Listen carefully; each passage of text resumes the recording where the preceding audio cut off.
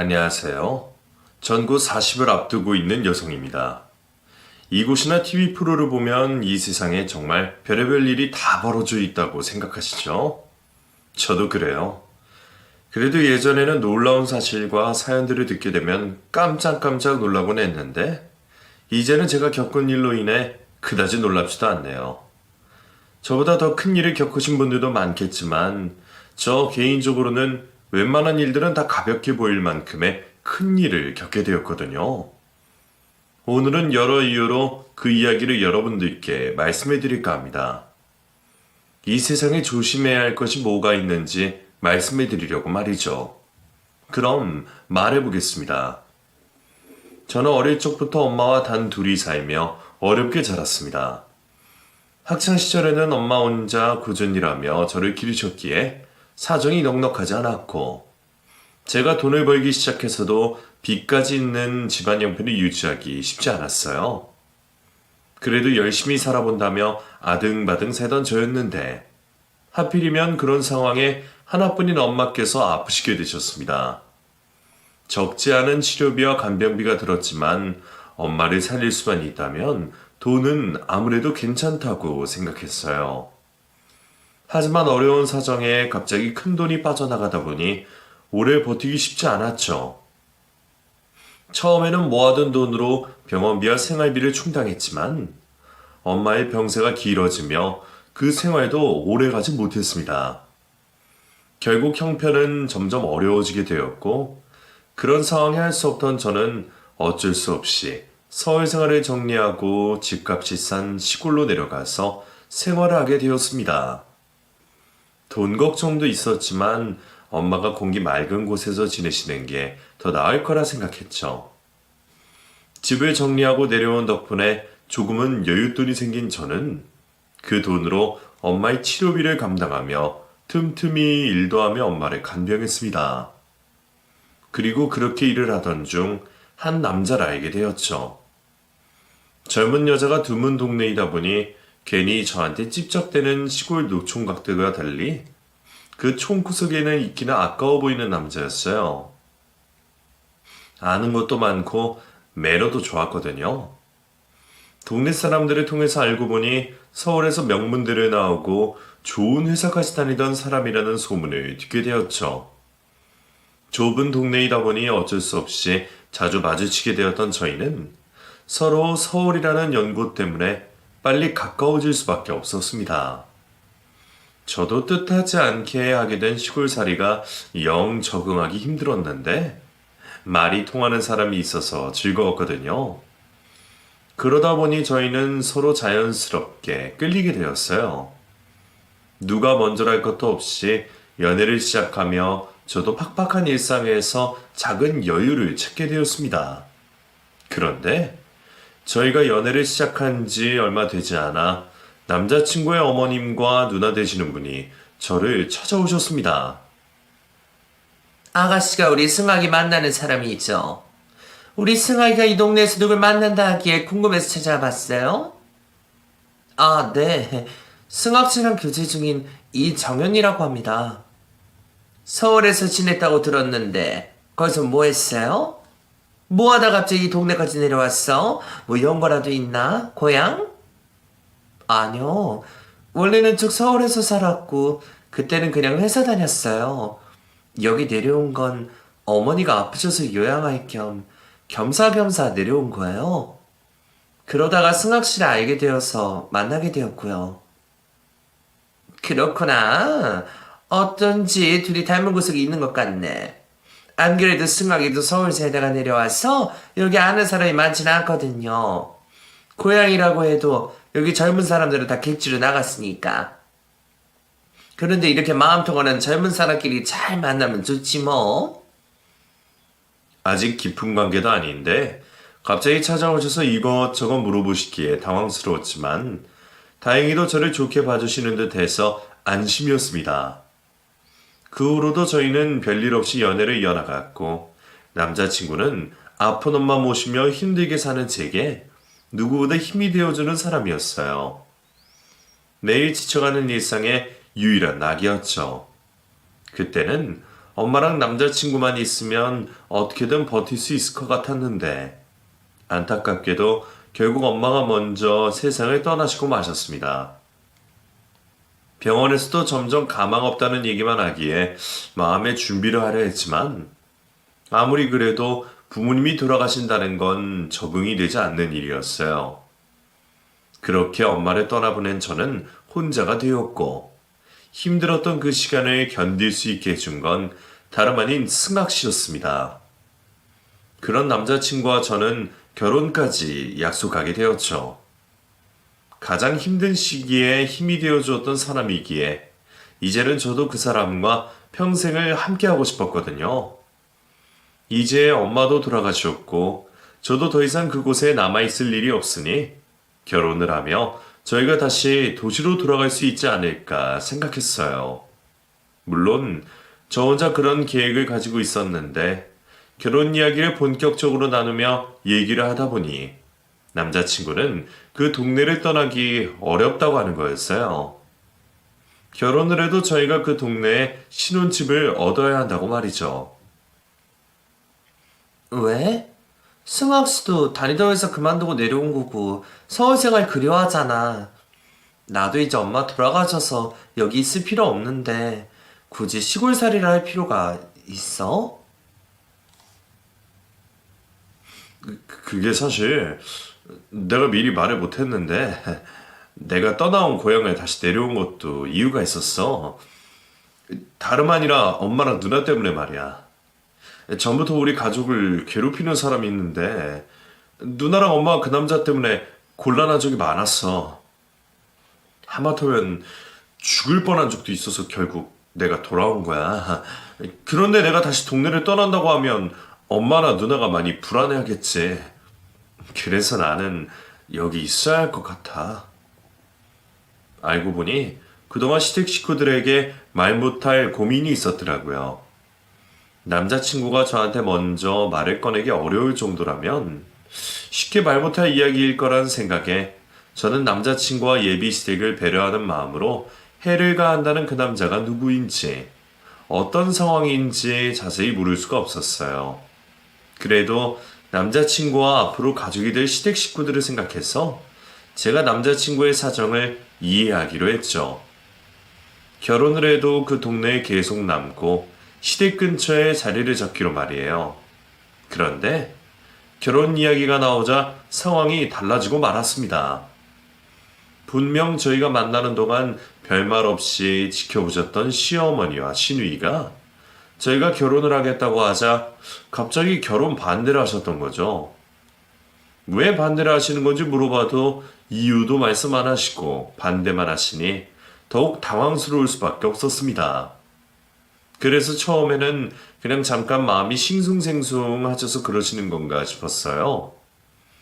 시댁에서 유일한 남자였던 남자친구가 집안의 기둥 같은 존재였기 때문에 결혼을 하고 집을 떠나면 단둘이 남게 되실 시어머니와 시누이가 단둘이 남겨지시는 걸 걱정해서 결혼을 반대하시는 건가 해서요. 하지만 이미 시댁 사정을 들었기에 저희는 결혼을 해도 동네를 떠날 생각이 없었고 제가 직접 찾아가서 결혼 후에도 남아있을 거라 설명까지 드렸습니다. 어머니, 혹시 승학 씨랑 제가 서울로 떠날까봐 걱정을 하시는 거면 그런 걱정은 안 하셔도 돼요. 저희 이미 여기서 자리 잡기로 마음 먹었고 결혼해서도 가족들과 멀어질 생각 없어요. 제가 잘할 테니까 염려 마세요. 누가 너 잘못할까봐 걱정이라 그랬니? 그냥 너희들이 결혼하는 게 안 된다는 거다. 네 결혼은 안 되니까 고집 부리지 말어. 어머니, 대체 왜 그러세요? 반대를 하시는 거면 이유라도 말씀해 주셔야죠. 엄마가 싫다 하잖아. 반대하는 거야 우리 마음인 거지. 괜히 사람 불편하게 자꾸 찾아오지 말고 결혼은 포기해요. 아무래도 우리 집이랑 그쪽은 안 맞는 것 같으니까. 결혼 전부터 말도 안 통하는데 이런 결혼 굳이 해야겠어? 시누이까지 제게 냉담하게 하시며 반대를 하시는 걸 보니 분명 이유가 있을 것 같은데도 이상하게도 두 분은 별 이유도 없이 이해되지 않는 억지를 부리셨어요. 제게 뭔가 부족한 게 있었거나 마음에 안 드시는 게 있어서 그러시는 거라면 고쳐볼 생각도 있었는데 아무 말도 안 하시니 어떻게 해볼 도리도 없었죠. 남자친구도 처음에는 가족들이 자기 때문에 염려하는 거라 생각하며 여러 번 설득에 나섰습니다. 우리 집 식구들이니까 내가 잘 얘기해 볼게. 그 전까지는 아무 문제 없었는데 갑자기 이러시는 거 보면 분명 뭔가 이유가 있을 거야. 아니라 그래도 우리 결혼 꼭 할 거니까 걱정하지 마. 그렇게 혼자 식구들의 마음을 돌리기 위해 고군분투하던 남자친구는 노력 끝에도 말이 통하지 않았는지 결국 화를 내며 결혼을 통보했습니다. 다들 이유도 말없이 반대만 하면 그만이에요? 그렇게들 싫으시면 저도 더 설득할 생각 없습니다. 제 인생이고 제 결혼이니까 그냥 제가 알아서 할게요. 우리끼리 쉬고 올릴 테니까 오기 싫으시면 오지 마세요. 그리고 이렇게 된 거 저도 서울 다시 올라가서 신혼살림 차리겠습니다. 남자친구가 둘이서라도 결혼식을 올리겠다고 내지르자 그제서야 어머니는 저희 결혼에 허락해 주셨습니다. 결국 이렇게 될 걸 왜 그러셨을까 궁금했지만 그래도 허락을 해주셨으니 저희도 더 캐묻지 않기로 했어요. 아들과 연이 끊길까봐 마지못해 허락하셨을까 싶어서 결혼을 하면서도 마음이 불편하기는 했지만 다행히 결혼 후에는 생각보다 큰 문제가 없었어요. 반대하는 결혼을 했으니 여전히 나를 못마땅해 하고 시집살이를 당하는 게 아닌가 했는데 그런 염려와 달리 저는 오히려 시어머니와 시누이와 잘 지냈습니다. 집이 가까워서 왕래가 잦기도 했고 두 분이 심심하신지 저희 집에 자주 찾아오셔서 같이 시간을 보내는 일이 많았거든요. 자주 보다 보니 자연스럽게 금방 가까워질 수 있었고 저는 다행이라 생각하고 있었습니다. 그런데 결혼 생활이 얼마 지나고 나서부터 이상한 일들이 생겼어요. 시어머니와 시누이의 남편까지 저를 뺀 셋이서 주말마다 따로 어디론가 가고 있었던 겁니다. 처음에는 남편이 가족들과 지인인지 먼 친척인지 어디 다녀올 곳이 있다고 하기에 그런가 보다 하며 더 묻지도 않고 별 생각 없이 보냈는데 그 일이 매주 반복되다 보니 저도 캐물을 수밖에 없었어요. 다들 매주 어딜 그렇게 가세요? 저한테는 알려주지도 않으시고요. 먼 친척이 누구예요? 친척이 그냥 친척이지. 그냥 일 좀 도와드리러 가는 거야. 올케는 신경 안 써도 돼? 무슨 일인데요? 저도 같이 가면 안 되나요? 도와드릴 일 있으면 저도 같이 하면 좋잖아요. 저도 갈게요. 괜찮다니까 뭘 따라가. 아니 실은 먼 친척이 아니고 우리 시댁 어른 댁이야. 도와드릴 일이 있어서 같이 가는 건데 우리 시댁인데 올케가 갈 수는 없잖아. 올케는 걱정하지 말고 그냥 집에서 쉬고 있어. 승환이는 금방 보낼게. 일손을 도울 일이 있다며 남편을 매주 데려가시기에 그럴 거면 저도 같이 가겠다고 하는데도 시누이는 저는 올 필요 없다며 굳이 반대를 하며 저를 데려가지 않았습니다. 사돈댁에 가신다고 하니 저도 더 이상 따라가겠다고는 할 수는 없지만 처음에는 친척집이라고 했다가 사돈댁이라고 했다가 무슨 일인지 설명도 해주지 않고 그런 게 이상하긴 했어요. 그러고 보니 남편과 연애를 하던 때에도 종종 주말에 집안일이 있다며 약속을 잡지 않던 적이 있었는데 아마 그게 이거였나 싶었습니다. 그럼 대체 언제부터 언제까지 일을 도야 하는지 알 수 없으니 저는 답답할 수밖에 없었죠. 게다가 그때는 집안일이라고 하기에 당연히 시댁일인 줄 알고 이해를 했던 건데 시누이의 시댁일에 왜 남편까지 관여를 해야 하는 건지 저는 이해할 수가 없었습니다. 형님 시댁일이라며. 그럼 남의 집 일이잖아. 근데 꼭 당신까지 가야 하는 거야? 그 집에는 식구가 없어? 심해보는 어쩌고 당신이 가는 거야. 매형은 주말에도 일을 하잖아. 내가 매형 대신 도와드리는 거야. 그리고 누나 일인데 어떻게 남의 집 일이야? 당신은 형제자매한테 일 있는데 그렇게 생각할 수 있어? 서로 다 돕고 사는 거지. 너무 섭섭해하지 마, 어? 남편까지 시누이 편에 들며 셋이 매번 집을 비우다 보니 저는 당연히 불만이 생길 수밖에 없었습니다. 제가 보기에는 별로 중요한 것 같지도 않은데 와이프는 집에 두고 남들만 챙기는 남편이 야속하기도 했죠. 무슨 일인지 자세하게 설명이라도 해줬더라면 제가 걱정을 덜었을 텐데 그마저도 아니었으니까요. 그래서 저는 직접 알아내보려 남편을 몰래 따라가 보려고 했습니다. 그런데 그때마다 시어머니가 어떻게 하시고는 꼭 저를 붙잡으셨어요. 얘, 너 어딜 가려고 그러니? 설마 우리 따라오려는 건 아니지? 승학이 쫓아가려고 그러는 거니? 어머니가 어쩐 일이세요? 어머니는 같이 안 가세요? 아니 너 자꾸 왜 그러니? 네가 신경 쓸 일이 아니라는데 왜 몰래 사람들이 밝기까지 하려고 그래? 설마 네 남편이 뭐 바람이라도 필까봐 그러냐? 우리가 같이 있는데 그럴 걱정을 뭐하러 해? 그냥 가족 일이라니 그러네. 근데 아무도 설명도 안 해주시고 저만 따돌리시니까 궁금하잖아요. 너는 세상에 궁금할 것도 참 많다. 따돌리긴 누가 따돌려. 귀한 며느리 괜히 고생 안 시키려고 그러지. 그냥 별것 아니고 사돈댁 일 도와주러 가는 건데 그 집 일이라서 자세히 설명을 하기가 못해서 그래. 결국 남편 뒤도 밟지 못하고 남편에게 계속 캐물어봤지만 남편은 끝까지 말을 아끼며 핑계만 대고 있었습니다. 하지만 무슨 얘기를 들어도 모두 핑계같이만 들렸죠. 그렇게 남편에 대한 의심이 매일 하루가 지나갈수록 커져가고 있을 때 충격적인 전화를 받게 되었습니다. 남편이 사망을 했다는 전화였죠. 남편이 사망했다는 말을 듣고 난 이후 제가 어떻게 남편이 있었던 병원까지 가게 되었는지 기억조차 나지 않습니다. 분명 내가 잘못 들었던 거라고, 남편이 아닌 다른 누군가를 착각해 나에게 전화를 한 거라고 수십 번을 되뇌며 병원까지 찾아가게 되었죠.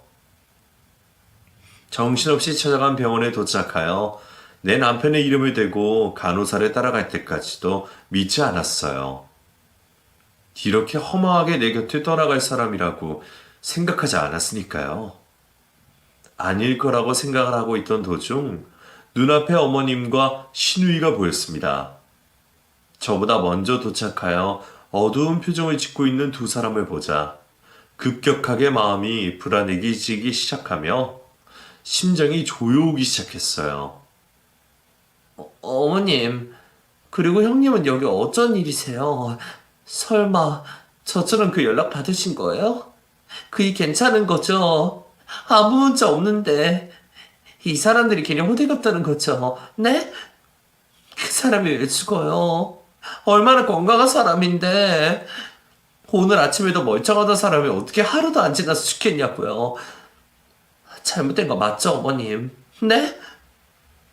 왜 아무런 대답이 없으세요? 제발 그이가 괜찮다고 해주세요. 형님, 그이 괜찮은 거 맞죠? 어머님과 시누이는 제가 묻는 대답에도 아무런 말이 없었습니다. 제발 대답해달라는 제 간절한 부탁에도 두 사람은 제 눈마저 피하며 입을 다물고 있었죠. 결국 제 두 눈으로 마주하기 싫었던 현실을 확인하게 되었습니다. 멀쩡하던 남편이 차가운 시신이 되어 차가운 영안실 침대 위에 누워 있었죠. 보고 있으면서도 믿을 수가 없었습니다. 발견이 늦게 된 건지 이미 핏기 하나 없는 모습으로 차갑게 식어 있는 남편이었지만 당장 저에게 일어나 장난이었다며 말을 걸어올 것처럼 보였어요. 하지만 남편은 제 애타는 외침에도 불구하고 어떠한 미동이 없었습니다. 이 세상 사람이 아니었으니까요. 남편의 죽음을 정면으로 마주하고 난 뒤 정신이 놓은 사람처럼 멍하니 의자에 앉아 병원 천장만 바라봤습니다. 어떻게 이런 일이 있나 싶더라고요. 태어나 지금까지 고생스러운 삶만 살아오다 이제 겨우 남편과 행복한 일상을 보내려고 하던 저에게 마른 하늘의 날벼락 같았죠. 아침에 보았던 활기찬 남편의 얼굴과 방금 전 두 눈을 감고 굳은 표정으로 있었던 남편의 얼굴이 계속해서 교차되며 제 머릿속을 헤집고 있었어요. 그때 문득 남편이 왜 죽은 건가 싶었죠. 사고라면 경찰에 와서 남편이 죽게 된 경위에 대해 설명을 해줘야 했습니다. 만약 제가 모르고 있었던 병이 있어 사망을 하게 되었다고 하더라도 의사가 저를 찾아왔어야 했죠. 그런데 어느 누구도 저에게 남편이 어떤 문제로 사망하게 되었는지 말을 해주지 않았습니다. 누구보다 건강하던 남편이 죽었는데도 말이죠. 그제서야 전 남편의 사망 원인을 알아보려고 자리에서 일어나게 되었죠. 그때 어머님과 시누이가 제 곁으로 와서는 흥분한 저를 달래며 앉혔습니다. 그리고 남편이 어떻게 죽게 된 건지 설명을 해주었죠.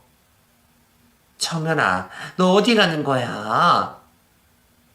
어머님, 뭔가 이상해요.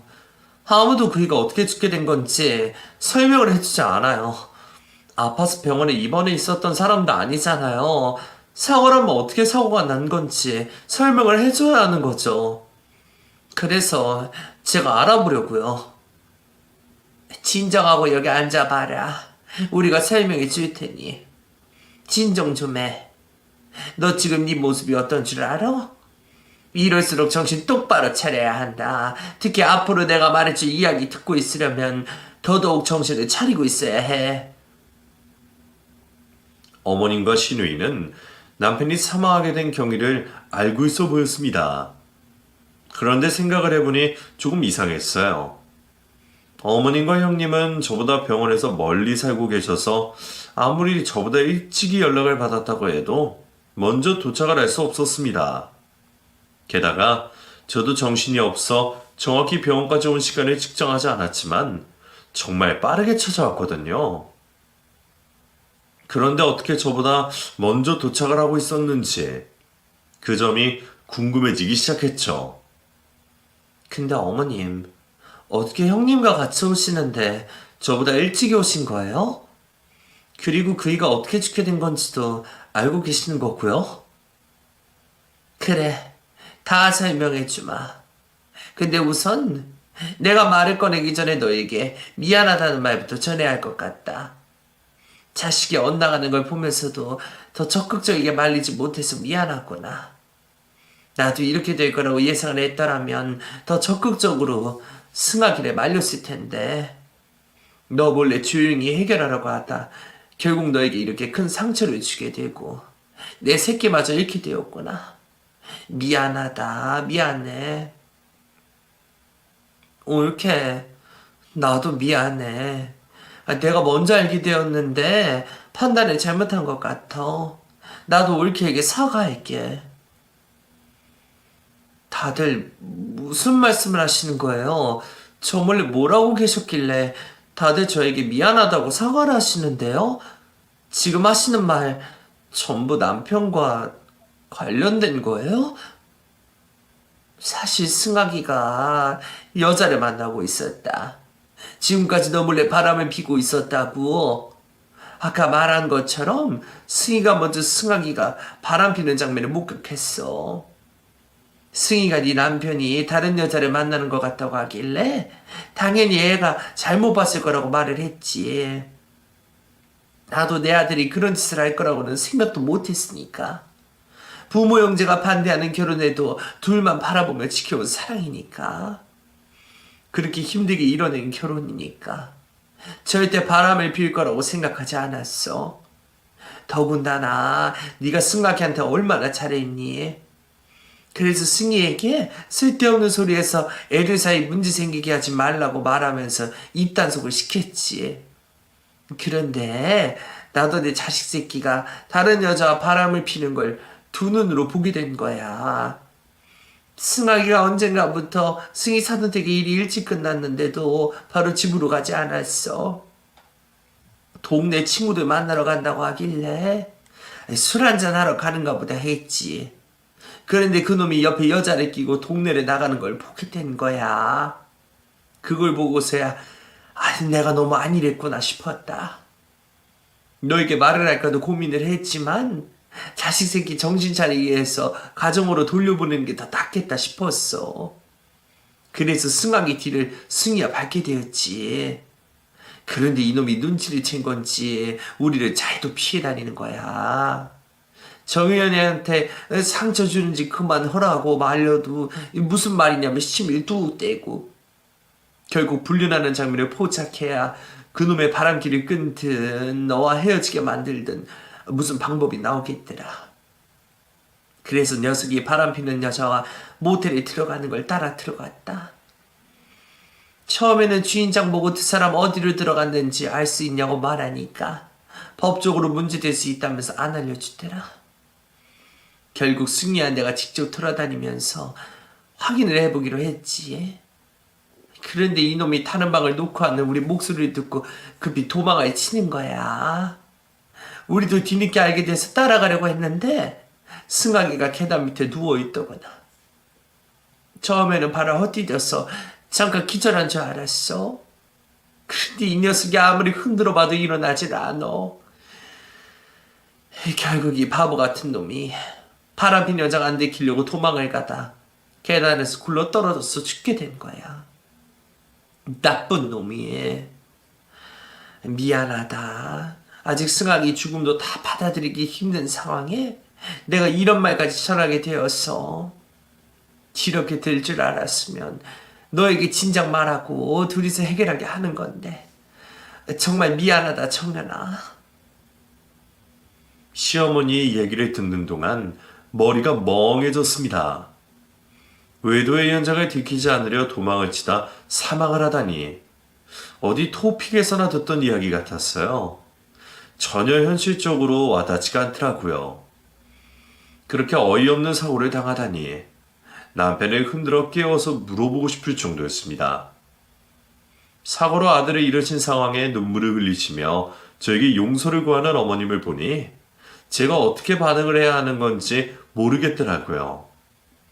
이런 상황에 화를 내는 게 맞는 건지 아니면 바람을 피다 죽은 남편을 위해 슬퍼하는 게 맞는 건지 말이죠. 한숨을 쉬며 어찌할 바를 모르고 있다. 왜 내가 남편이 바람을 폈을 거라고 생각하나 싶었어요. 내 남편은 절대 바람을 필 만한 사람이 아니었습니다. 외도를 한 배우자가 있는 사람들 모두 저와 같은 생각을 하겠죠. 그런데 제 남편은 절대 그럴 사람이 아니긴 했어요.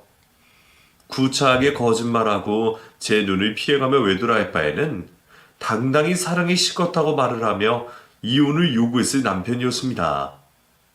거기다 평소에 연애를 하는 연인 사이에도 바람을 피는 걸 절대 이해하지 않는 성격의 소유자였어요. 그런 사람이 두 사람과 쫓고 쫓기는 도주극까지 펼쳐가며 바람을 피고 있었다? 이건 좀 이상하다고 생각하게 되었죠. 그래서 슬퍼하고 있는 어머님과 형님에게 남편이 바람을 피고 있었다는 증거를 보여달라고 했습니다. 갑자기 너무 많은 일들이 벌어지고 있었다는 걸 알게 되어서 혼란스럽네요. 솔직히 승아 씨가 바람을 폈다는 말을 믿지 못하겠어요. 어머님과 형님께서 더 잘 아실 거 아니에요. 그 사람이 다른 여자에게 관심을 보일 만한 사람이 아니라는 걸요. 관심이 생겼다고 해도 저보고 이혼해달라고 직설적으로 말할 사람이에요. 지금까지 남편 뒤를 밟았다고 하신다며 그 사람이 외도를 저질렀다는 증거는 있을 거라고 생각했는데 그 증거들 볼 수 있을까요? 정연아, 우리도 정신이 없어. 증거는 어디인가는 있겠지만 그게 어디에 있는지 생각이 나지 않는다. 나도 내 아들을 잃은 사람이고 승희도 동생을 잃은 상황이야. 네가 현실을 못 받아들이는 건 내가 이해하지만 현실이 그래. 나도 우리 승학이가 그런 부끄러운 아들로 생을 마감하기는 원하지 않는다고. 내가 장례 치르고 나서 우리가 모아온 증거 보여주마. 우선은 승학의 장례부터 어떻게 치를지 생각하자. 정 네 마음이 좋지 않다면 장례는 우리끼리 치르도록 하마. 아니요. 장례 치르더라도 사실관계를 확실히 알아야 치를 수 있을 것 같아요. 지금 이 상태로는 남편을 애도하지도 미워하지도 못하는 마음으로 장례를 치러야 하니까요. 증거 뭐가 있는지 어디에 있는지 기억나지 않으신다면 승학씨가 바람핀 여자 좀 알려주세요. 또 남편이 죽은 모텔이라도 알려주시고요. 제가 남편의 외도에 대한 문제를 가지고 물고 늘어지자 두 사람은 표정이 싸늘하게 굳어가기 시작했습니다. 그러면서 저에게 동네 분위기를 모른다며 조용히 남편의 장례를 치르자고 했죠. 정연아, 승학이 죽은 마당에 그런 것들 알아서 뭐 하려고 하니? 이미 다 끝난 상황인데 네가 알려달라는 거 전부 알려줄 수 있어. 그런데 너야 승학이 보내고 네 살길 찾으러 이곳을 떠나면 되겠지만 우리는 여기서 계속 살아가야 하지 않니? 그러면 주변 사람들 신경을 쓸 수밖에 없어. 지금 이번 일도 우리가 조용히 끝내려고 얼마나 애를 썼는데 그렇게 해. 너 도시에서 살다서 잘 모르겠지만 이런 곳은 이웃 간에 동네 사람들 간에 시시비비 따지려고 들었다가는 살 수가 없다. 손해보는 건 우리고 사람들 입방에 오는 건 우리라고. 괜히 들쑤시고 다녔다 복잡하게 만들지 말고 조용히 끝내자. 너 설마 네 남편이 다른 이유로 이렇게 된 것 같아 이러는 거야? 그건 정말 아니야. 내가 확인시켜 줄 수 있어.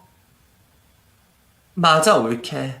내가 의사 선생님이라도 불러올까? 아까 사망신고 받을 때 직접 사망 사유에 대해서 설명까지 해주셨다고. 너무 어이가 없는 사유라 믿기 힘들겠지만 승학이 모텔에 굴러떨어져서 사망한 거 맞아. 우리 엄마 말대로 우리 생각해서 여기에서 그만해줘. 승학이에 대해서 살살치 밝혀봐야 우리가 더 부끄러워지고 힘들어진다고. 엄마랑 내가 승학이가 옳게에게 잘못한 행동 대신 사죄할 테니 제발 그러지 말아줘. 두 사람이 끝까지 말해주지 않는다면 남편이 외도한 상대와 모텔을 알아내기는 힘들었습니다. 결국 의사 선생님께 남편이 죽게 된 내용을 확인하게 되었죠. 네, 제가 이승학 씨 병원으로 도착하고 직접 확인해서 유가족 분들에게 사망 신고해드렸습니다. 그런데 어쩐 일로? 다름이 아니라 저희 남편 사망 사유가 궁금했어요. 저희 가족들 말로는 계단에서 굴러떨어져 사망을 했다고 하는데 직접 확인해 보신 결과 그게 사망 사유가 맞나요? 우선 저도 사고 당시 상황을 직접 목격한 게 아니라 확언을 할 수는 없습니다만 고인이 된 분께서 저희 병원으로 실려오시면서 제가 받은 사고 경위는 그렇습니다. 또 사망에 이르게 된 원인의 경우 경추골절로 인한 뇌연수 마비로 사망하신 게 맞고요. 흔한 경우는 아닙니다만 계단에서 굴러떨어지는 경우 운이 좋지 않으면 발생할 수 있는 사인입니다. 고인께서 체중이 어느 정도 있다 보니 급하게 내려가시다 앞으로 넘어지셨다면 충분히 벌어질 수 있는 사인이죠. 그때까지도 마음으로는 남편의 죽음과 외도를 인정할 수 없었지만 머리로는 인정을 할 수밖에 없었습니다. 다들 입이 한 곳으로 모여졌으니까요. 결국 남편의 죽음의 사유를 모르시는 분들에게는 그 내용을 쉬쉬하며 장례를 치르게 되었죠. 상복을 입고 나니 외면하고 있었던 슬픔이 한꺼번에 몰아쳤어요. 눈물을 흘려가며 조문객들을 맞이해야 했죠. 배가 고픈 것도 모르고 졸린지도 몰라 남편 장례식을 치르는 내내 눈물만 짓고 있었습니다. 이런 상황에 저에게 힘이 되어 주었던 유일한 사람들은 어머님과 신우이였죠. 내 새끼 죽었다고 슬퍼해줘서 고맙다만 이런 놈이 뭐가 예쁘다고 네가 이렇게 힘들어하니? 네가 장례 치를 필요도 없다는데 너무 슬퍼 마라. 이놈, 자기가 지은 죄 다 해결받고 가는 거야. 너도 하루빨리 새 출발하려면 이런 놈 빨리 잊을 생각해야지. 그래, 옳게. 그냥 들어가서 쉬어. 바람핀 놈 뭐가 예쁘다고 이렇게까지 몸 상하고 마음 상하고 있어. 집에 가는 게 좀 그러면 옆에 방에 들어가서 잠이라도 자. 저놈 때문에 몸까지 상하면 어쩌려고 이래. 두 사람을 잠도 자지 않고 밥도 먹지 않는 저를 걱정하며 장례식장에 딸려있는 작은 방으로 데려가 제가 쉴 수 있게 해주었습니다. 두 사람이 하는 행동에 거절할 힘도 없었던 저는 누워서 눈만 깜빡이고 있었죠. 그렇게 한참을 눈만 뜨고 있던 도중 조문객도 찾지 않는 늦은 새벽이 되어서야 다시 일어나 남편의 영정사진이 있는 빈소로 가려고 했습니다. 방을 나왔는데 어머니가 신우이가 소근거리며 대화를 하는 소리가 들려왔어요. 처음에는 개의치 않으며 빈소로 가고 있었는데 놀라운 이야기를 듣게 되면서 두 사람의 대화에 관심을 가지게 되었죠. 승희야, 전현 왜 저러는 거야? 지 남편 바람피다 죽었다고 하는데 너 왜 저러고 버티고 있냐고. 우리한테 돈이라도 뜯어내려고 그게 연기하는 건가? 설마 그렇게까지 하겠어? 우리가 돈 가지고 있는 것도 모를 텐데 그냥 비련의 여주인공 쇼하는 거지. 그나저나 불안해 죽겠네. 다 잘 마무리했다가 생각되다가도 이거 올케가 눈앞에서 왔다 갔다 하니까 갑자기 또 자기 남편 죽은 거 이해 못하겠다며 확인해보자고 하는 건 아닐까 하고. 설마 그렇게까지 하겠냐? 자기들 의사 선생님한테 들은 말이 있는데 내가 보기엔 죽은 걸 가지고 의심하는 것 같진 않아. 문제는 불륜이지. 그거야 뭐 자기도 볼 수 있겠어? 우리가 끝까지 말 안 하겠다고 하면 모르는 건데. 두 사람의 대화가 너무 이상했습니다. 저에게 말했던 것처럼 불륜으로 인한 사고 같지는 않았어요. 그리고 제가 남편이 어떻게 죽었는지 알아서는 안 되는 것처럼 말을 하고 있었죠. 전 숨을 죽인 채 두 사람의 대화를 더 엿들었습니다. 근데 엄마, 승학이 테마는 잘 된 거겠지? 지금쯤은 천도를 걷고 있는 게 맞지. 귀신이 나오면 동시에 저렇게 되어버렸으니까. 장례 치르면서도 영 불안하네. 우리 불쌍한 승학이 잘 갔을까 싶어서. 쉿! 조용히 입 단속 단단히 하라. 우리끼리만 있는 자리도 아니고 누가 들을지도 모르는데 함부로 말을 꺼내면 어떡해? 아직 승학이 시신도 있는데 괜히 누가 신고라도 해봐라. 골치 아파져. 듣긴 누가 들어. 올케도 지금쯤 자고 있는 것 같은데. 그리고 나는 걱정되니까 그렇지. 우리 승학이 퇴마하고 있을 때는 스승님이 옆에 안 계셨으니까. 혹시나 내가 퇴마를 하다 나도 모르게 죽비에 감정이 실렸으면 어떡하나 싶었어. 계속 해각 스승님이 알려주신 말 되뇌면서 했으면 문제없어. 그리고 엄마가 계속 퇴마하면서 정신 똑바로 차리고 있어서 괜찮아. 승학이 마지막 입에서 잘못했습니다 라는 말도 나왔잖니? 그게 전부 귀신이 하는 소리야. 퇴마는 잘 되었으니 너무 마음 쓰지 마. 그러다 너한테도 귀신 부게 될라. 알았어. 그럼 해각 스승님은 언제 오신다고 해? 우리 승학이 제대로 천도 걷고 있나 확인해 주신다고 했잖아. 그분이 신경 써주실 곳이 한두 곳이야? 안 그래도 내려오신다고 연락 오셨어. 내 스승님 오시면 딱 그것만 확인하고 바로 승학이 육신 처리하자. 네 말대로 괜히 문제 생길 일 놔둬서 뭐해. 정현이한테는 내가 사람들이 수군대는 게 신경 쓰여서 일찍이 장례 마친다고 할 테니 조금만 참어. 화고에만 들어가면 이제 그날 무슨 일이 있었는지 알 방법이 없으니까. 두 사람의 수상한 이야기를 정확히 알아들을 수는 없었습니다만 이야기 흐름상 제가 무슨 일인지 물어봐서는 안 되는 듯한 이야기였어요. 천도, 퇴마의식, 죽비 등등 이게 다 무슨 말인가 싶었죠. 거기다 화고에만 들어가면 그날 무슨 일이 있었는지 알 방법이 없다는 어머님의 말이 너무 수상하게 느껴졌습니다. 조용히 방 안으로 다시 들어가 제가 들었던 내용들을 재구생각해 보기 시작했어요. 정확한 의미를 모르는 단어가 있어 휴대폰으로 단어의 의미를 찾으며 재구성을 해봤더니 뭔가 엄청난 일이 벌어지고 있다는 걸 알게 되었습니다. 죽비라는 건 불교에서 수행에 집중을 위해 쓰이는 막대기 같은 도구였고, 천도라는 건 한자 그대로 하늘의 길이라는 뜻이었죠. 왜 테마의식까지 붙어버렸는지 모르겠지만 대충 이야기를 끼워 맞춰보면 이런 것 같았습니다. 제가 생각하는 이야기가 맞는다면 두 사람이 남편을 테마의식을 한다는 핑계로 죽비로 남편을 구타한 것 같았어요. 확인을 해봐야 할 것 같았습니다. 전 두 사람 몰래 남편의 시신이 있는 영안실로 내려가게 되었죠.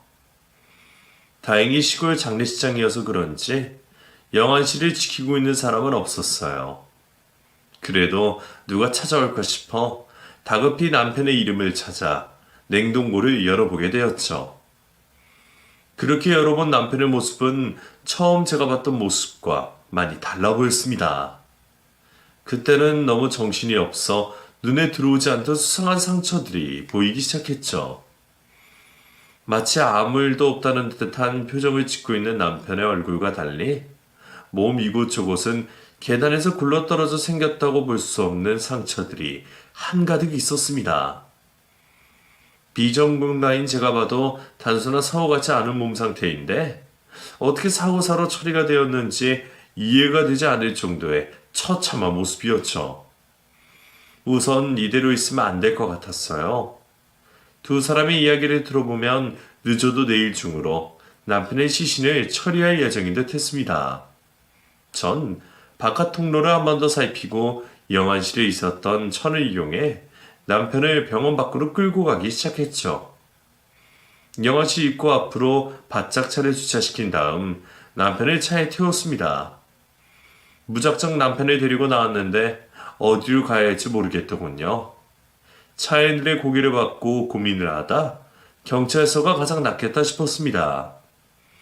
만약 제가 생각한 것처럼 사고사가 아니라 폭행치사라면 경찰의 수사가 필요했으니까요. 전 남편의 시선을 빼돌려 차를 타고 멀리 있는 경찰서로 향했죠. 작은 동네 아는 사람들끼리 연락이 닿을까 싶어 멀리 있는 군 경찰서까지 찾아갔습니다. 도착을 하자마자 형사과로 찾아가 아무나 붙잡고 수사를 해달라고 부탁을 하게 되었죠. 다들 절 미친 사람쯤으로 생각하는 듯 했어요. 상복 차림에 눈은 반쯤 돌아가 있었으니 말이죠.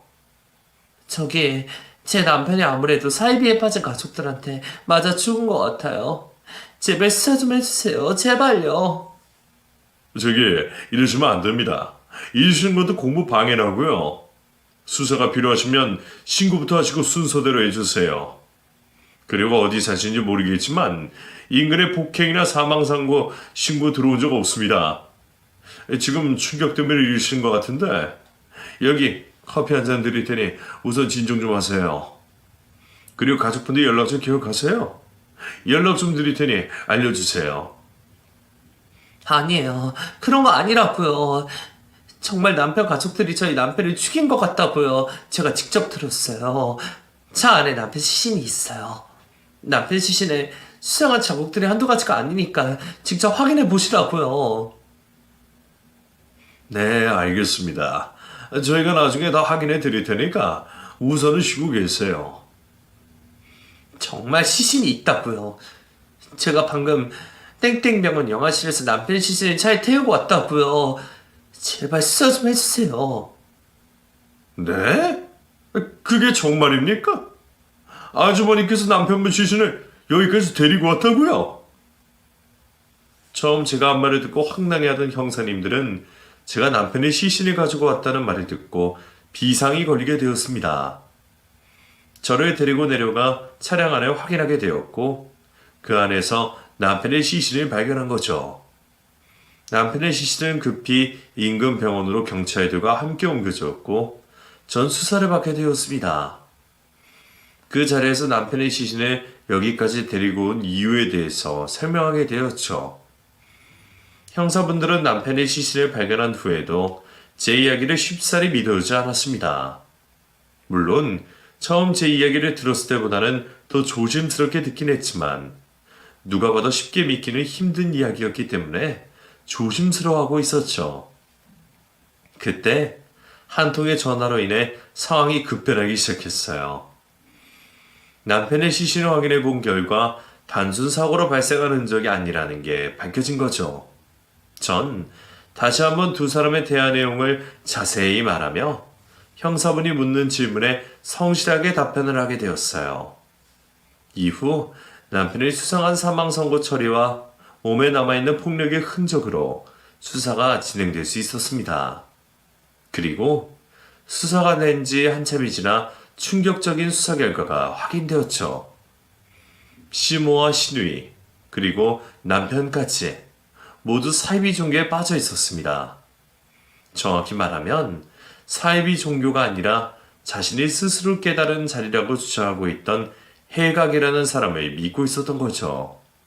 그런데 저와 결혼을 계획하고 나서부터 남편이 점점 그 해각이라는 사람의 중심에서 우리 가정에 대해 집중을 하게 되니 그 점이 마음에 들지 않았던 모양입니다.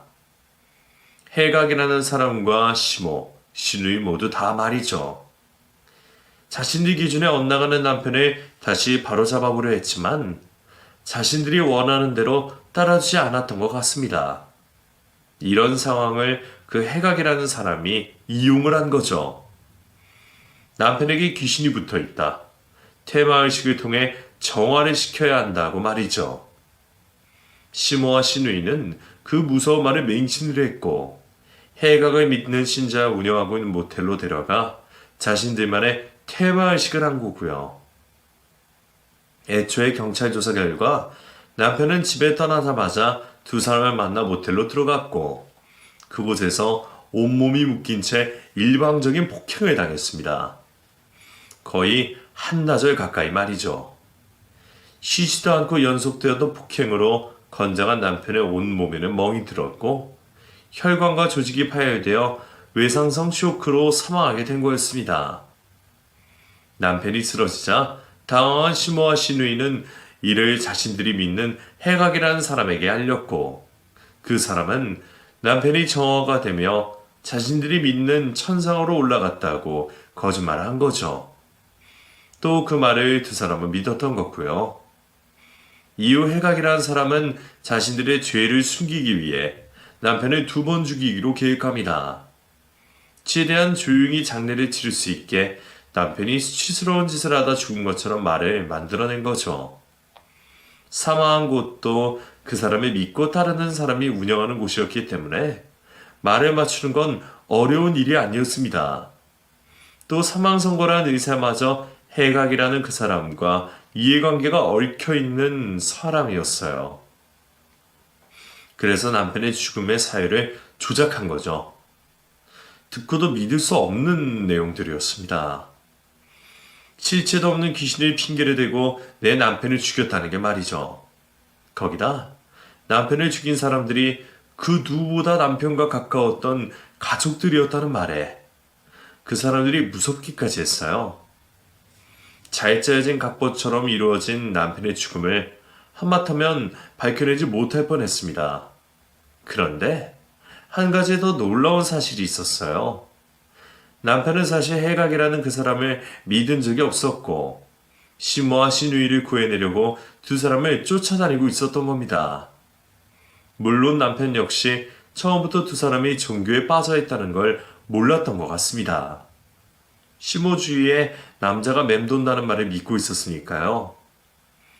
그때는 시모가 자신을 포섭하려고 한 말인 줄 몰랐지만 시간이 지나면서 두 사람의 속셈을 알게 되었던 것 같았습니다. 이후 두 사람을 구해내려고 세뇌를 당한 것처럼 행동을 하고 있었던 거죠. 그런데 제가 나타나게 되면서 꼬여버리게 된 겁니다.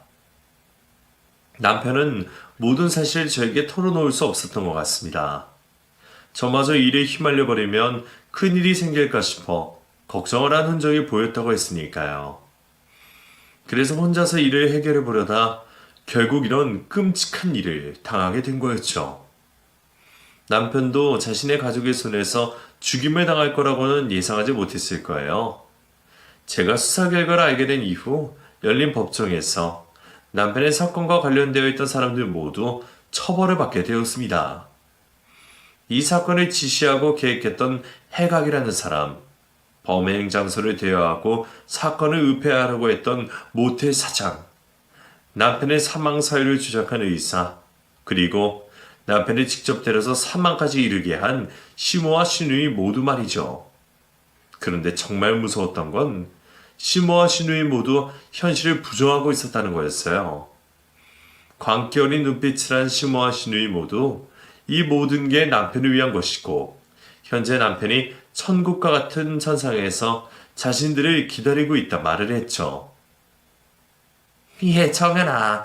너가 진실을 몰라서 이러는 거다. 네 남편 승학이 우리가 귀신 쫓아보내고 천상에 올려보낸 거라고. 너도 해각 스승님의 가르침을 받으면 깨닫게 될 거야. 그러니까 이러지 말아라. 네가 탄원서라도 적어서 우리 좀 풀어줘. 합의해주면 감형받을 수 있다고 하더라. 어머님, 지금까지 뭘 듣고 계신 거예요? 그 손으로 무슨 짓을 한 건지 아직까지 모르시겠어요? 어머님 두 손으로 제 남편을 때려 죽인 거라고요. 천도, 천상, 그런 거 없어요. 해각이라는 그 사기꾼 놈 다 거짓말이었다고 실토했다는 거 못 들으셨어요? 그 말했다는 사람이 없다고 하는데 왜 계속 스스로 한 짓을 인정 안 하세요? 아니야? 그럴 리가 없어. 내가 어미인데 내 아들 승학이를 죽일 이유가 없지. 이건 다 천도를 가기 위해서 한 일이야. 끝까지 두 사람은 자신들의 한 짓에 대해 반성을 하는 모습을 보이지 않았습니다. 사실 시간이 흐른 지금도 두 사람이 정말 자신들의 한 짓을 믿지 않는 건지 죄책감에 모른 척하고 있는 건지 모르겠네요. 모든 재판이 마무리된 이후 전 살고 있던 지역을 떠나 한 도시에 머물고 있습니다. 과거의 일이 제 인생을 많이 변화시켰어요. 제가 하고 있는 일도 과거와 관련된 일이 된 거죠. 전 지금 사람들이 현혹시키는 종교단체나 개인을 찾아가 이를 퇴란시키거나 사람들을 구출해내는 일을 하고 있습니다. 일을 하다 보면 과거의 저와 남편, 시댁 식구들의 모습을 한 사람들을 많이 만나곤 해요. 그런 사람들을 볼 때마다 가슴이 아파오기도 하지만 더 힘을 내어 일을 하게 되는 원동력이 됩니다. 잘못된 종교나 사상에 빠진 사람들의 가족들을 보면 하나같이 자신의 가족이 그러고 있을 거라고는 절대 예상하지 못했다고 말을 하곤 해요. 저 역시 그랬으니 누구보다 그 심정을 잘 알고 있고요. 여러분들께서도 오늘 제가 한 이야기를 스쳐 지나가는 남의 일로 생각하지 마시길 바랍니다. 그리고 항상 가족들에게 많은 관심을 기울여 약해진 마음을 틈타지 못하도록 살아가셨으면 하네요. 그럼 제 이야기를 들어주셔서 감사하고 전 이만 글을 마치도록 하겠습니다. 감사합니다.